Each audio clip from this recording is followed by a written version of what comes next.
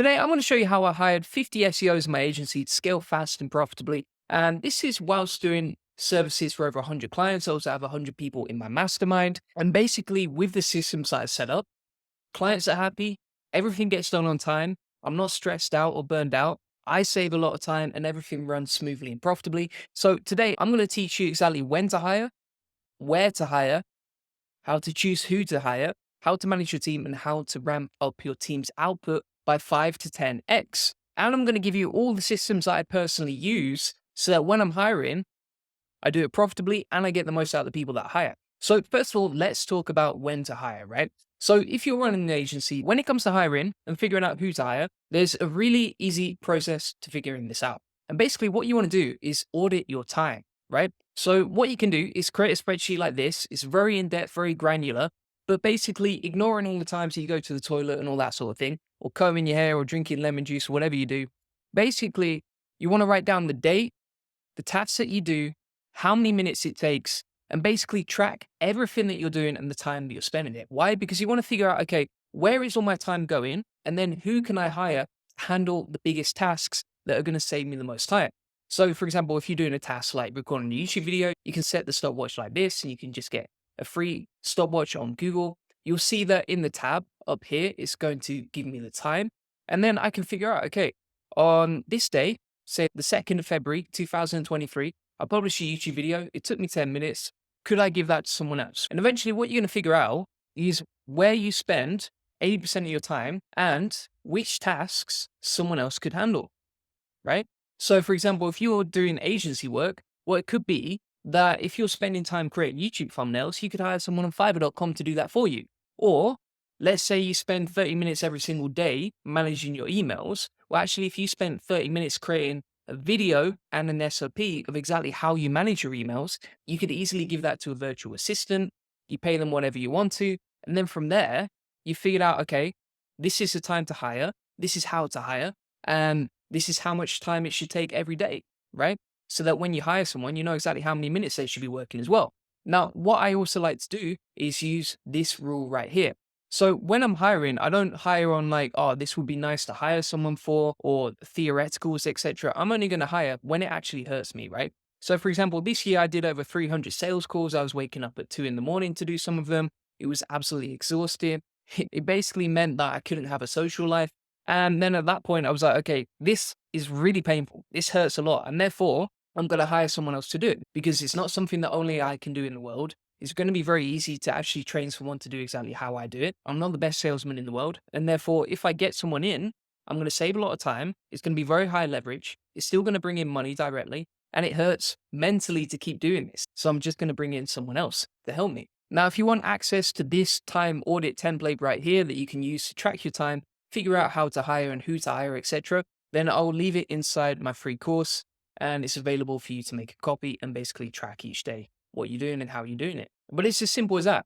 So that is step number one, figuring out when to hire. So you create a time audit, you look at your week, you figure out where you spend 80% of your time, you identify which task someone else could handle, and then from there, you hire when it hurts. So you're not going to hire someone on theoretical, oh, it'd be nice to have someone who could do this or that or whatever. No, you're going to hire when it hurts so that you know these tasks have a proven ROI. And therefore, if you hire someone, it's still going to be profitable and it's going to be win-win for them and you, which means you can keep them longer and you can train them better as well. So we've covered when to hire. Now it's time to figure out, okay, where do you find good people to hire? So I'm going to come on to where the best place is to hire in a second. But basically, this is a decision that you shouldn't take lightly, okay? If you hire someone, if you get the right people, life is going to be so easy and so great for you. And that's going to compound every single day, right? Because if you have one good person and then they improve 1% every single day, that's going to make your life better and better and better. Your business is going to scale and everything's going to be much easier. If you hire the wrong people, every single day, you will be reminded of that poor decision. And it's going to be very painful. And it's also going to be very hard for you to scale your business because you're dealing with people who are very difficult to manage and painful to manage. So where do I normally hire from? So I like to use Upwork.com, really easy to use. So for example, recently you can see that I've hired a bunch of YouTube short creators for my SEO channel, and those shorts that they're creating are performing pretty nicely, as you can see. So you might ask, okay, why do I like to use Upwork for hiring? Well, the first thing is, right, if you're on Upwork, it's very easy to see people's reviews, both for clients and for freelancers, which means that you can easily figure out, okay, has this person got a proven track record from happy clients? If so, I'm more likely to hire them because they're doing a great job. Also, it's free to post a job ad on there and you can get people from all over the world. So instead of picking from one certain location or being limited by certain places, I can easily hire from all over the world, make a job worldwide, and then I know I'm going to get some amazingly talented people inside the process, right? Now, what I also like about posting jobs on Upwork is that you can have these filtering questions. So, for example, when I'm trying to hire someone for YouTube thumbnails, I can get a free sample and see who's the best at the job. And if people are not willing to provide a free sample, then I probably know that that person is either not dedicated enough or that they're not confident enough in their work to give me a free sample.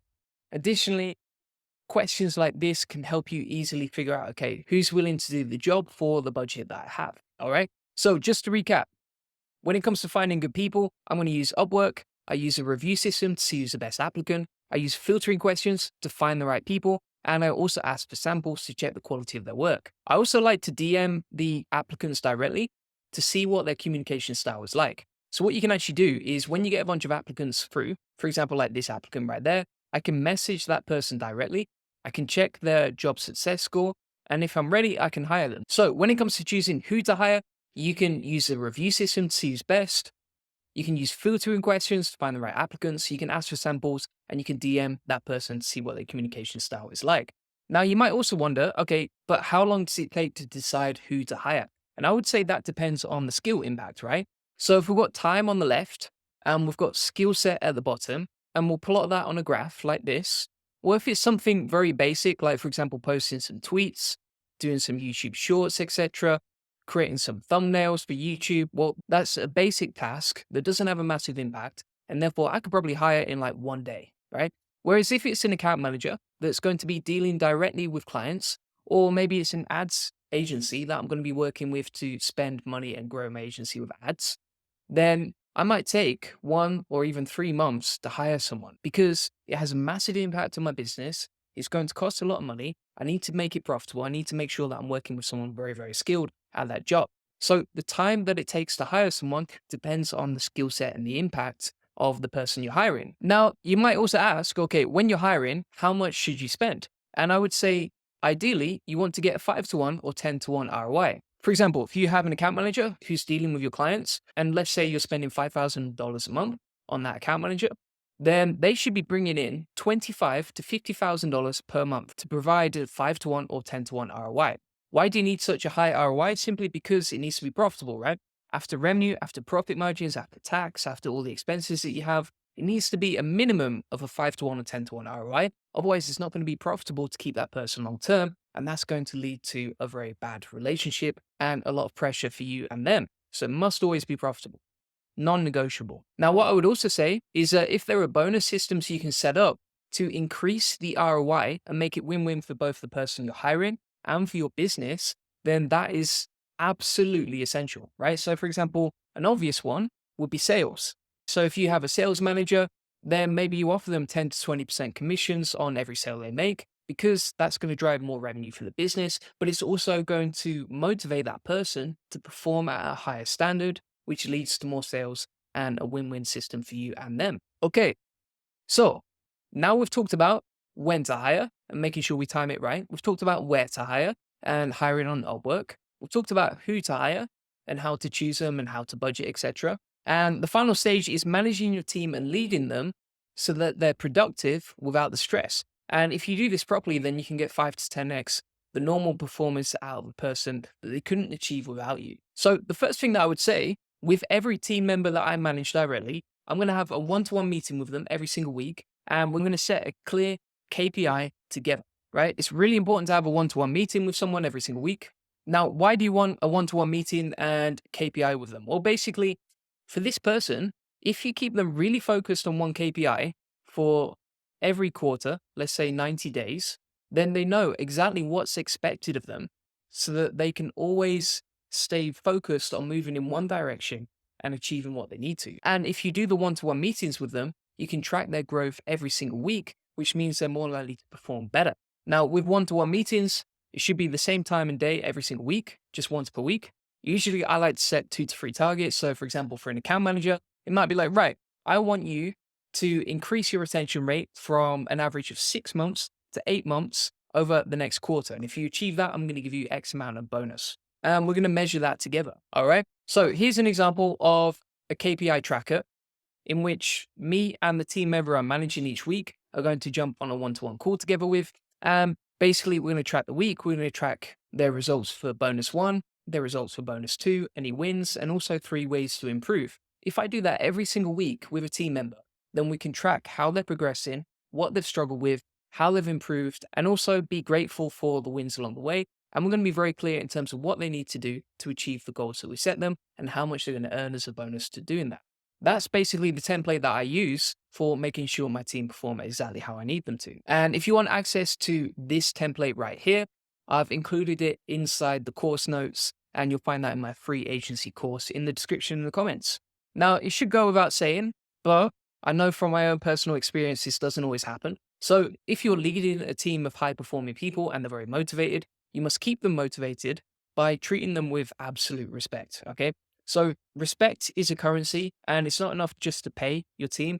As a leader, you should always be respectful and kind to the people that you work with, because if you treat them with respect, they're going to respect you, and therefore they're more likely to work harder, which leads to better results for you and your team and your business long term. Now, ideally, as a leader, you should be helping the person achieve what they can't without you. How do you do that? On the one-to-one meetings, by coaching them personally, giving them targets, and making sure you measure it in a template like this. And they should be filling out this template, not you, right? Because that holds them accountable to improving their standards. Next up, you always want to make sure everyone is rowing in the same direction. So when you manage all the people in your one-to-one team that you've hired from the previous 3 stages, they should all be working towards targets that support each other. So for example, in ops, if I run a link building agency, which I do, then my ops manager is making sure that she reduces the amount of link building complaints, because if we have happier clients and a better service, then clients stay with us longer, and that supports the account managers in achieving their retention goals. So everything sort of links together, and everyone is rowing in the same boat in the same direction. And the final thing to note here is that you should be managing 4 to 5 people maximum one-to-one, right? I don't think you've got enough mental energy to support more people than that. And this just makes everything easier, all right? So for you, for example, this is you at the top, you might manage 5 people directly. And if you have any more than 5 people, so for example, in my agency, we have 50 people, then they will manage 5 people directly as well, all right? And that means that everyone gets enough attention and has enough mental energy to support the people that they manage directly. The other thing to note here is that you don't want massive amounts of communication lines. So if everyone in the team is communicating with each other across a massive organization, that's going to be very messy and unproductive, right? Because you're going to have all these different potential communication lines like this, and they all have to join together like that, which becomes an absolute mess and a nightmare to manage. And then nothing gets done. Everyone's slowed down and communication is very, very poor. Instead, what you want is very few communication lines. So for example, if you've only got 3 people, then the lines of communication are very small, which leads to more efficient and productive workflows. For example, this is a team of 3 people, right? If you have a team of 6 people and they're all communicating with each other, then communication is going to look like that. It's going to be very, very messy and complicated and inefficient. So that's 6 people. So that's why it's important to only manage 4 to 5 people maximum at a time. And so that's basically it. That's how I hired 50 SEOs to scale fast and profitably at my SEO link building agency. And we've now run through when to hire with time audits, where to hire with Upwork, who to hire by basically filtering down and making sure that it's very profitable. And then finally, how to manage your team so that you can increase their output by 5 to 10 times and help them achieve what they couldn't without you. So I'm going to include all the templates and course notes that I've talked about today inside my free agency course.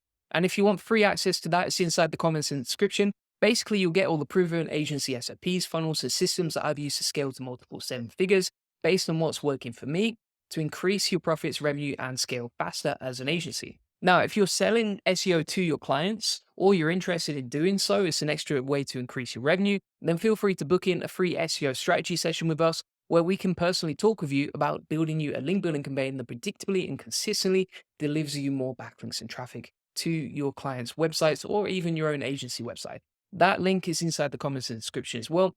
Appreciate you watching. Thanks so much. Bye-bye.